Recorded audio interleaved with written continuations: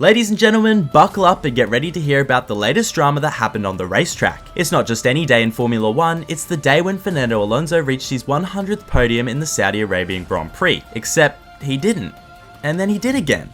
Confused? So is Alonso. It all started with a controversial penalty applied in Jeddah after the race. Right after he was on the podium, he had his trophy literally taken from his hands. Imagine the heartbreak, the agony, the pain of seeing your hard-earned trophy being snatched away from you just moments after receiving it. George Russell was the lucky guy who received the trophy in a TV interview area instead. But hold on. A few hours later, it was Alonso's again. And this time for good. But what in the world caused all this confusion? Well, it's Formula 1, so of course it's complicated. Alonso finished third on the road in Jeddah, but was hit with a 10-second penalty post-race for not serving a 5-second time penalty correctly. The original 5-second penalty was awarded because Alonso had lined up incorrectly in his grid position. He served it when he made his first and only pit stop under the safety car, which is absolutely fine in the rules. This happened on lap 19 of 50, or in other words, with more than 60% of the race to go. You'd think that everything was sorted. But nope, it took until after the checkered flag for a penalty to be awarded. And there's a convoluted reason for this. The pit stop was initially reviewed by both race control and the FIA's remote operations center, and both determined that the penalty had been properly served.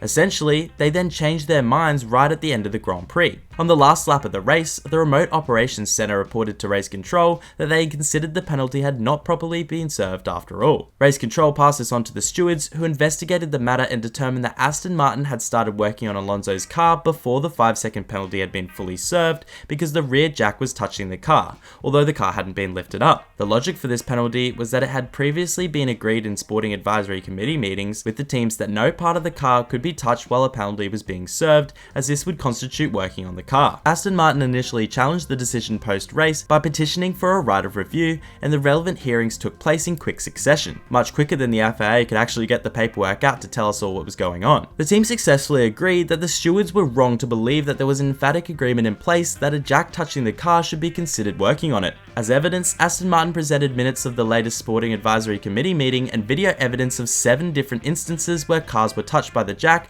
while serving a similar penalty to the one imposed on Alonso without being penalised. The stewards accepted that this was new and relevant evidence, which is essential for a review to be heard because it was unavailable at the time of the decision and called into question the foundation of the decision. It's understood that these past cases related to the front jack touching the car rather than the rear. This happened because it had been established in sporting advisory committee meetings that the front jack could touch the car in such circumstances because it's used to guide the car's position into the pit bolts. But without an explicit exception in the rules, the stewards had no choice but to reinstate Alonso's podium. If this sounds like a microscopic F1 rule controversy, it's because it is. But it's also a cautionary tale about the slippery slope of rulemaking. Sometimes the wording of rules does not match how they are enforced and can lead to confusion and controversy. But don't let that take away from the incredible achievement of Fernando Alonso. He may have had his podium taken away, but he fought back and reclaimed it. And that's what racing is all about. So I hope you enjoyed this video, guys, and I hope that cleared up some of the confusion around what happened with Alonso's podium. Leave a like, and I'll see you in the next video.